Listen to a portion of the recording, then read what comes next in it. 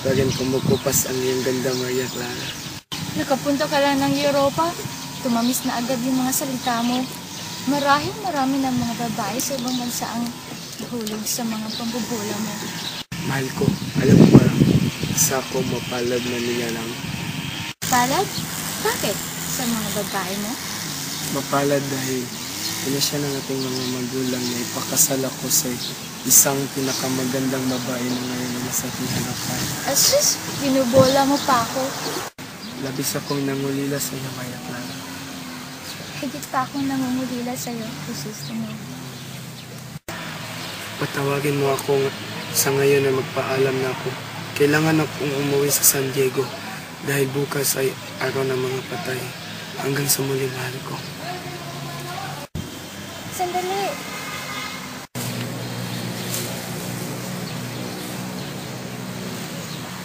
Ialay mo to sa mga magulang. Maraming salamat, mahal ko.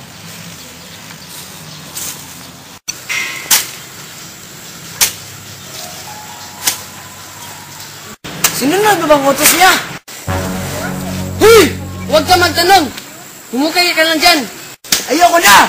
Ayoko nang maghukay! Huy!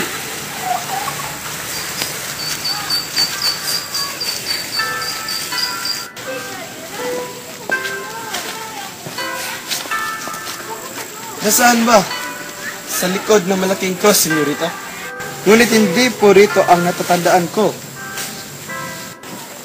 Sandali lamang po, parang iyon ang pinasunog ng malaking kora.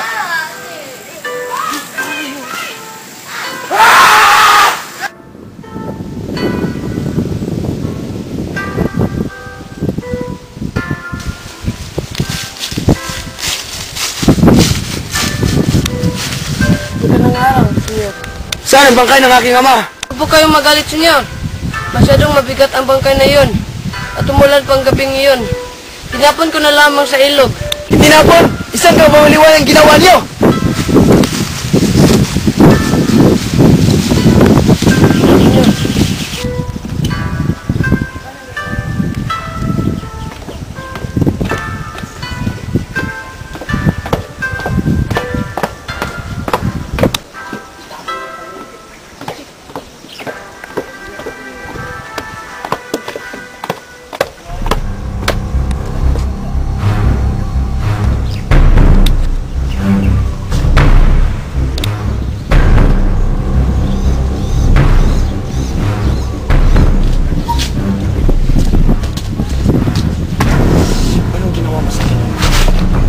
Nagkakamali ka! Wala akong ginawa sa...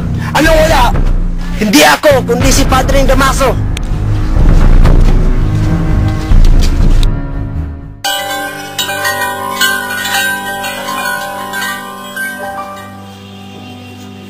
Magpahinga muna tayo, Crispin.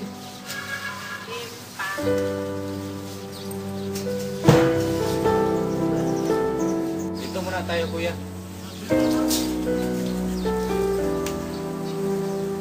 Kuya, magkano ba ang kita mo sa isang linggo? 2 piso, bakit ba? Nice kung bayaran mo yung sinasabi nila na ninakaw ko. Sira ka ba, Crispin? 2.5 ang pinagbibintag nila sa iyo. Kahit magtrabaho ako ng 1 taon, di pa rin mababayaran natin yan. Ngunit, kuya, wala akong ninakaw, wala. Basta malaman to ng inay, natatakot ako. Tara na, Crispin. Hindi naman maniniwala si inay niyan. Tara na. Huwag kang mawala. Hoy! Hoy, Basilio! May multa kang 2 real dahil sa pagbaling pagtutok mo sa kampana. At ikaw, Crispin, hindi ka makakauwi kung hindi mo sinauli ang ninakaw mo. Pero wala akong nilakaw, wala. Magsisinungaling ka pa. Matagal namin hindi nakita si Inay! Hoy! Tantado ka. Hoy! Yakap! Tantado ka! Bayad ka dito!